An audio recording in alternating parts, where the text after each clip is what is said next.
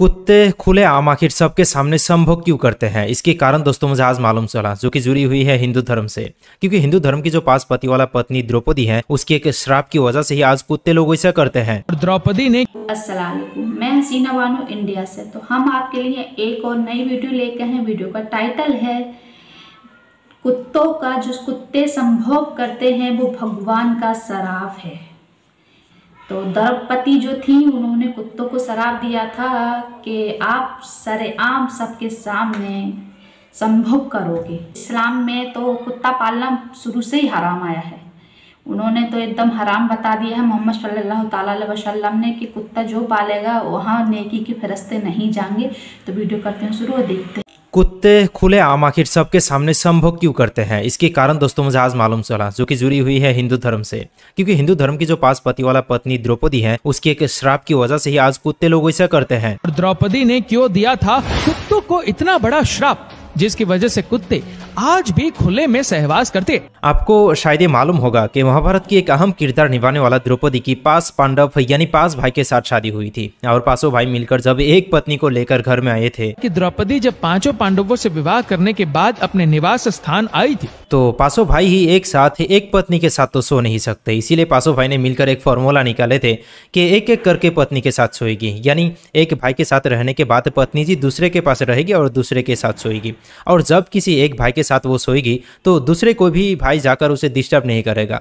पत्नी जी तो एक ही घर में रहेगी और एक के बाद एक भाई पत्नी के पास जाएगा और उसके साथ सोएगा। और ये भी तय हुआ था कि जब कोई भाई घर के अंदर जाएगा तो उसकी चप्पल घर के बाहर छोड़ कर जाएगा, ताकि उसे देखकर कोई दूसरे भाई अंदर चला ना जाए और उसे डिस्टर्ब ना करे। लेकिन दोस्तों एक दिन एक बहुत बड़ी अनहोनी हो जाता है। युधिष्ठिर अपने कमरे में द्रौपदी के साथ संभोग कर रहे थे, और जिसे हम वीडियो में आगे जानेंगे दोस्तों। और साथ ही ये भी जानेंगे कि कुछ मुसलमानों में ये जो एक कहानी चलते हैं कि कुत्ते की पैदाश शैतान की थूक और आदम अलैहिस्सलाम की जो पुतला था उस मिट्टी की पुतले से हुआ था। इस कहानी की हकीकत क्या है? और साथ ही हम कुत्ते की पैदाइश को लेकर और एक कहानी को भी सुनेंगे। कुत्ते की पैदाइश से मुतालिक 2 हिकायत मौजूद हैं। और शायद आपको ये मालूम होगा कि हमारे प्यारे नबी मोहम्मद सल्लल्लाहु अलैहि वसल्लम ने घर में कुत्ता रखने की इजाजत नहीं दी है। लेकिन क्यों, कब और किस घटना के बाद से कुत्ता रखने के लिए मना फरमाया था आप सल्लल्लाहु अलैहि वसल्लम ने? घर में कुत्ता रखने से क्यों मना फरमाया, जो हम वीडियो में आगे जानेंगे। और साथ ही ये भी जानेंगे कि आखिर किस वजह से कुत्ता रखने पर रहमत की फरिश्ते घर पर नहीं आते हैं। जिस घर में कुत्ता रखा जाए वहाँ फरिश्ते क्यों नहीं आते? तो वीडियो यार इंटरेस्टिंग और जबरदस्त होने वाला है, चलिए इसे देख लेते हैं। दोस्तों महाभारत में ऐसा बताया जाता है कि द्रौपदी जब 5 पांडवों से विवाह करने के बाद अपने निवास स्थान आई थी, तो उन्होंने 5 पांडवों से ये कहा था कि वो एक समय में केवल एक पांडव के साथ ही निवास करेंगी, और अगर कोई इस नियम को तोड़ेगा तो उसे वनवास में रहकर कठोर ब्रह्मचर्य का पालन करना पड़ेगा। तभी एक बार की बात है कि युधिष्ठिर अपने कमरे में द्रौपदी के साथ संभोग कर रहे थे और उनकी चप्पलें बाहर ही पड़ी हुई थी। लेकिन कहीं से कुत्ता आया और युधिष्ठिर की चप्पलों को उठा कर ले गया। उसी समय अर्जुन द्रौपदी के कमरे की तरफ आ रहे थे। जब अर्जुन ने कमरे के बाहर चप्पलें नहीं देखी तो उन्हें ऐसा लगा कि द्रौपदी के साथ कमरे में कोई भी नहीं है, और वो कमरे के अंदर चले गए। अर्जुन ने अंदर जाते हुए देखा कि द्रौपदी और युधिष्ठिर दोनों आनंद में खोए हुए थे। जब उन दोनों ने भी अर्जुन को देखा तब अर्जुन द्रौपदी के नियम को तोड़ चुके थे और सजा के मुताबिक अर्जुन को वनवास काटना पड़ा था। लेकिन दोस्तों जब द्रौपदी को यह पता चला कि इसमें अर्जुन की कोई गलती नहीं थी और ये सब कुछ कुत्ते की वजह से हुआ, तो द्रौपदी ने सभी कुत्तों को यह श्राप दिया था कि जिस तरह से तुम्हारी वजह से किसी ने मुझे संभोग करते हुए देखा है, उसी तरह पूरी दुनिया तुम्हें भी संभोग करते हुए देखेगी और तुम्हें लज्जा का एहसास होगा।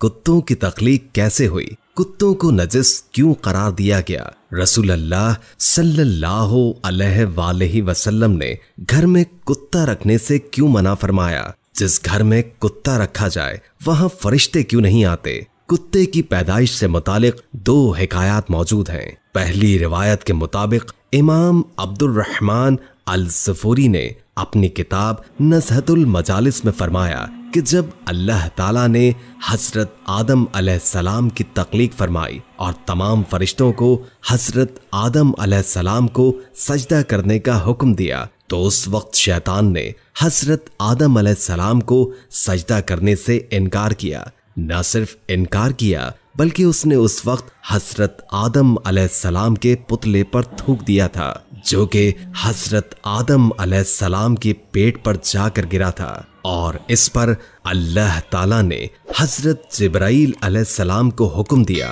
कि हजरत आदम अलैहिस्सलाम के पेट पर से वो थूक वाली मट्टी हटा दो। उस थूक वाली मट्टी के हटने से हजरत आदम अलैहिस्सलाम के पेट पर सुराख हो गया था, जो आज भी नाव की सूरत में हर इंसान के पेट पर मौजूद होता है। इसके बाद उस मट्टी से कुत्ते को बनाया गया था। ये वाकया इमाम सफूरी ने बगैर किसी सनद के बयान किया है। इसका जिक्र कुरान और हदीस में मौजूद नहीं, लिहाजा इसको मोतबर नहीं कहा जा सकता। दूसरी हिकायत का जिक्र किताब नूरुल मुबीन में है, जिसमें हजरत अली रज़ी अल्लाह ताला अन्हु ने रसूलुल्लाह सल्लल्लाहु अलैहि वसल्लम से सवाल किया कि कुत्तों को क्यों पैदा किया गया और इंसान को इसको घर में रखने से क्यों मना किया गया। तो इसके जवाब में हजरत मोहम्मद मुस्तफ़ा सल्लल्लाहु अलैहि वसल्लम ने फरमाया था कि जब हजरत आदम अलैहिस्सलाम और बीबी हव्वा को जमीन पर भेजा था तो वो दोनों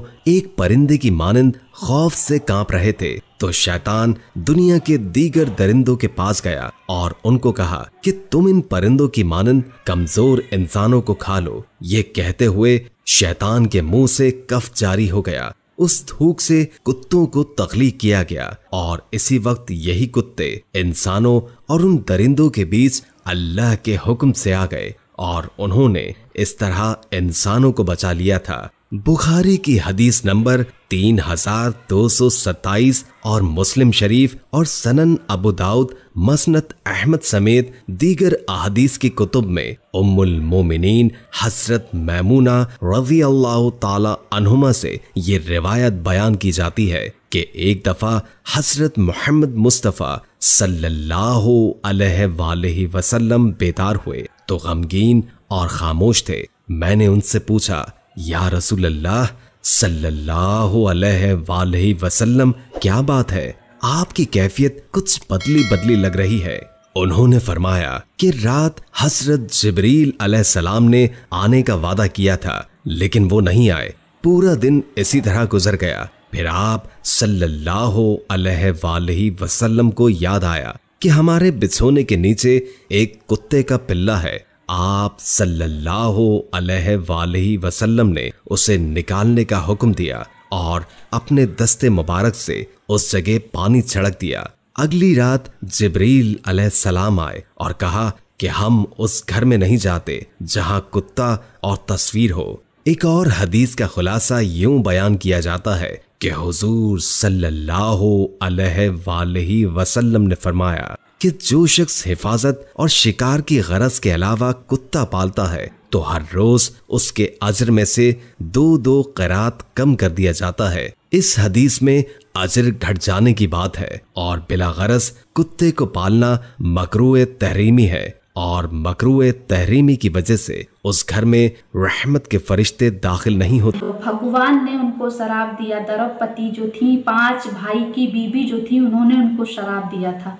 कि जा तू भी सबके सामने संभव करेगा। तूने मुझे दूसरे को क्या दिखाया है, संभव करते तू भी सबके सामने संभव करेगा। तो ये सही बात है, कुत्ता पालना तो हराम है। हमारे इस्लाम धर्म में तो पहले से ही कुत्ता पालना हराम आया है, अब से नहीं है, सदियों से। जिस दिन से ये दुनिया बनी है उस दिन से कुत्ता पालना हराम है। ये शैतान के थूक से, खकार से कुत्ता बना है।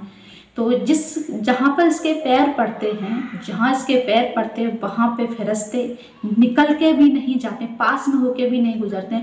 तो जिस घर में कुत्ता पलता होगा उस घर में कैसे नेकी के फरिश्ते आएंगे।